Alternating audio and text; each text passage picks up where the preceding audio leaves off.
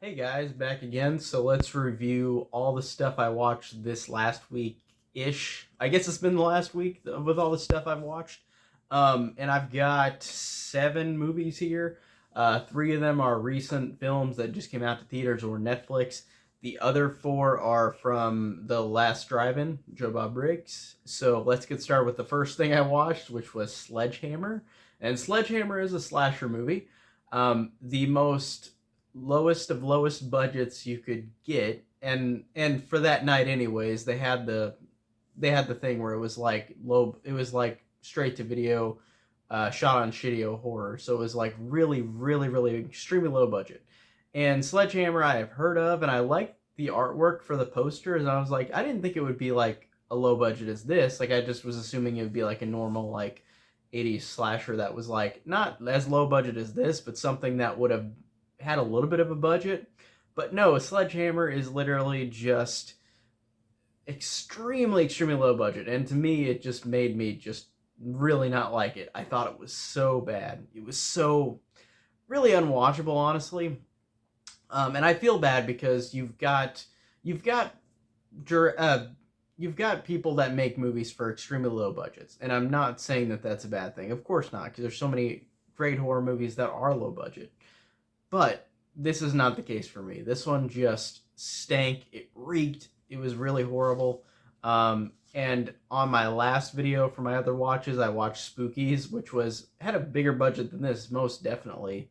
And it looked like a movie, but that one I really couldn't stand either, unfortunately. And it's weird because Joe Bob, for some reason, in the last 3 episodes that he did that I watched, I really couldn't stand the last 3 movies.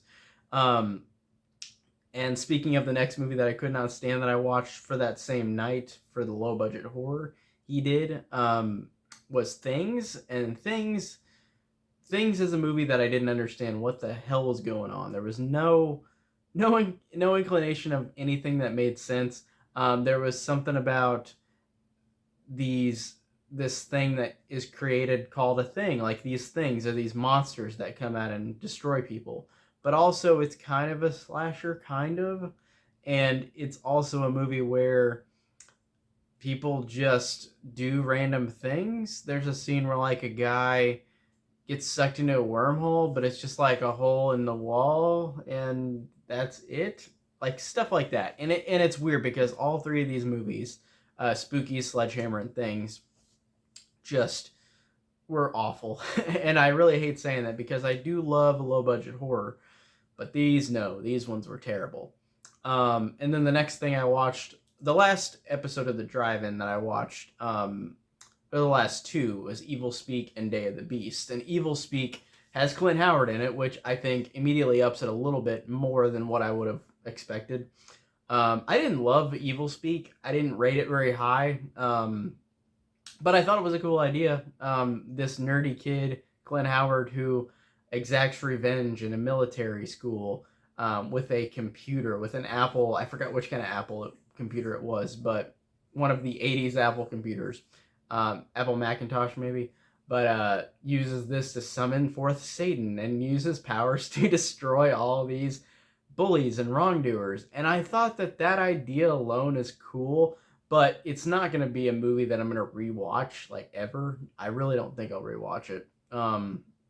I like Clint Howard, and I thought he did a good job, and I do like Clint Howard as an actor. I just think really the idea was executed like in a way where I just kind of found it a little boring and not very interesting, but I still like think it's a cool movie. I did enjoy parts of it, but I just really didn't rate it high because it's not one I'm going to rewatch ever again.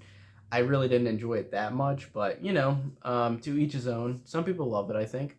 Um, and then Day of the Beast, which is a movie that I thought was very interesting. It's about a priest who wants to meet and destroy Satan, so he does all of these horrible sins to try to reach Satan. And I thought that idea alone is very cool. And this came out in the 90s, and it was surprising that I just was surprised at this movie. I was genuinely surprised at how it is a weird ass movie. It has all this stuff where the priest does all these horrible things.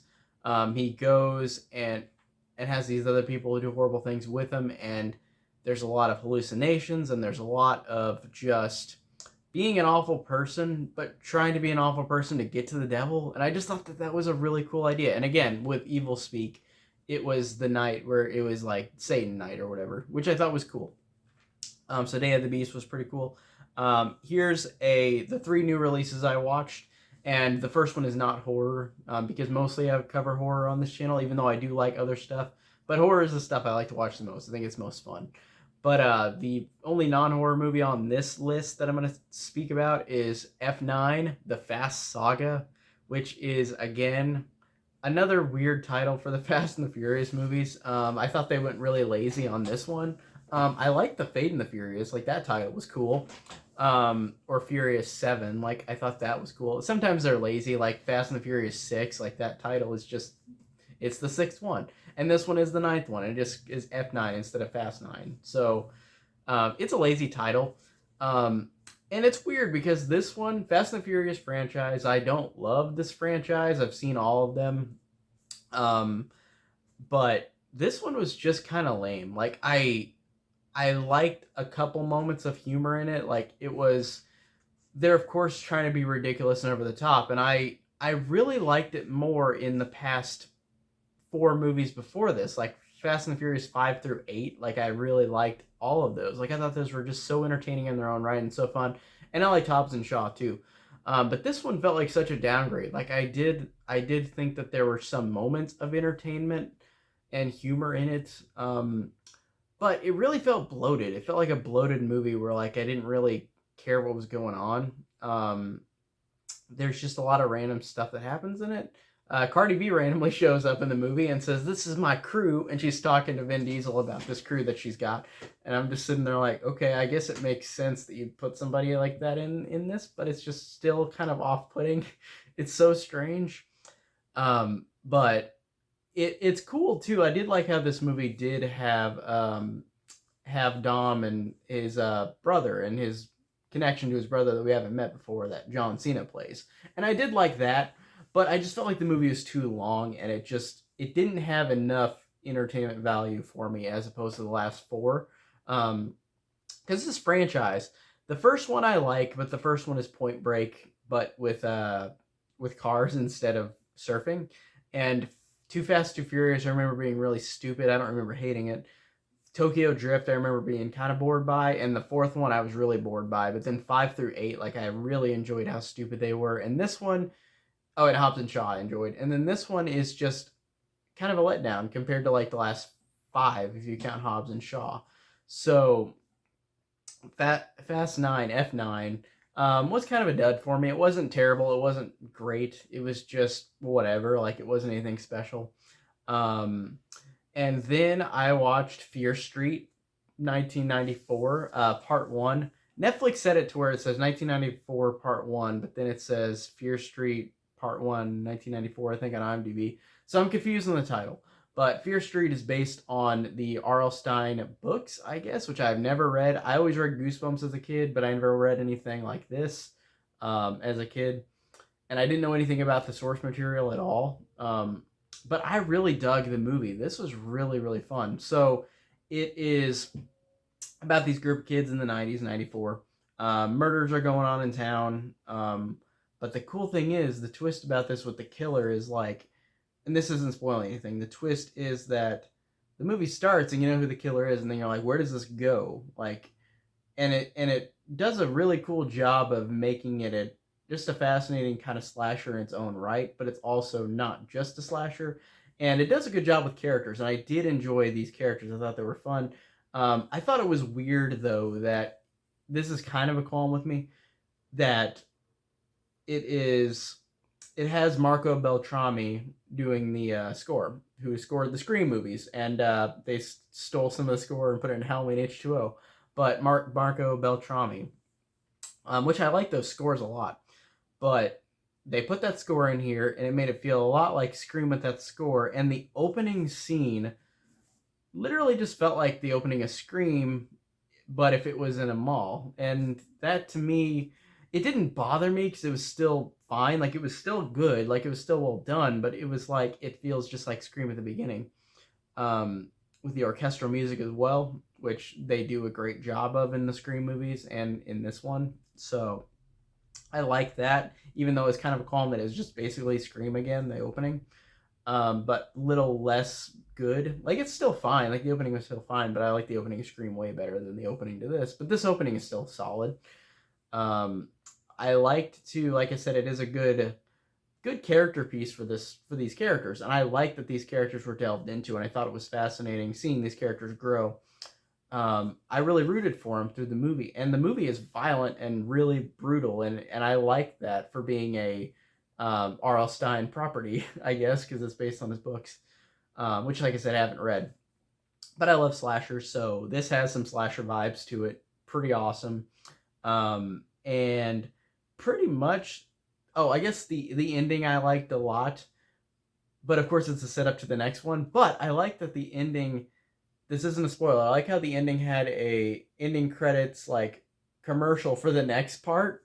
It felt like something like from the 80s where you watched an 80s slasher and at the end of the movie it had a trailer saying coming soon, Sleepaway Camp 3, Teenage Wasteland, Angela's back, like that. Like I thought it reminded me of that, like where it just showed clips from the next movie or part of this is the next part. It's another movie, but you know what I mean.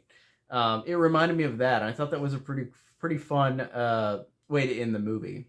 And the next part apparently has the girl who plays Max from Stranger Things. So you're continuing on with that because in this one you had Maya Hawke, which is awesome to see Maya Hawke again. But that's funny. Stranger Things connects to everything that's 80s or 90s, and the next one is going to be 78. And I don't remember what I think the last one is 1666 or something weird like that. But I really like this one. The Fear Street was really fun, and I'm glad I watched it pretty quickly. I know it came out a day or two ago, but I really enjoyed it. I thought it was awesome with all those things I said. And then the last movie I watched today was The Forever Purge, which I saw no trailer for this at all. I saw no marketing for this at all except for the poster. And that's a weird thing in this day and age to not see a trailer for this. And I know that they put the trailers online, of course, but I didn't care to watch the trailer, and if I didn't have to watch the trailer, I wouldn't. I just never saw it in front of a movie before this, but I know we had with last year. This movie is probably made before last year or maybe around last year, and then they shelved it, and then they probably just didn't market it that much besides trailer online, which is fine. But I just didn't see it in front of any movies, and I did see movies throughout the pandemic, but in the theater. But I never saw a trailer for it, so I knew nothing about the Forever Purge. The Purge franchise is very weird. I think the first one's fine, but it's like just a home invasion thriller, and it's kind of whatever. The second one is really awesome. The third one, Election Year, is ridiculously stupid, but it was fun. The first Purge, the fourth one, it's weird to say these titles. The first Purge, the fourth Purge film, I liked a lot. And this one, I feel the same level of liked as the last one. This one has some likable leads again. This one has a cool different aesthetic to it. It's in Texas this time, so now we are going purely into the side of rednecks and all this stuff. And I like that the movie is interesting, and it's hard to say this. It's hard to skirt around the situation because I don't want to talk about politics. I hate politics. I think they ruin everything in the world. But I like that the movie was good at making these characters likable, even if they even if they have flaws. And they even admit to the flaws in the movie, and I like that. I thought that was cool. The movie is, of course, really dumb, of course, but it feels like the least like a Purge movie out of all of them. And I'm not saying that as a bad thing because I did enjoy it. I did enjoy the characters. I did enjoy the intenseness of it. I thought it was really intense and effective throughout. Like the last one. The last one did a great job of that too.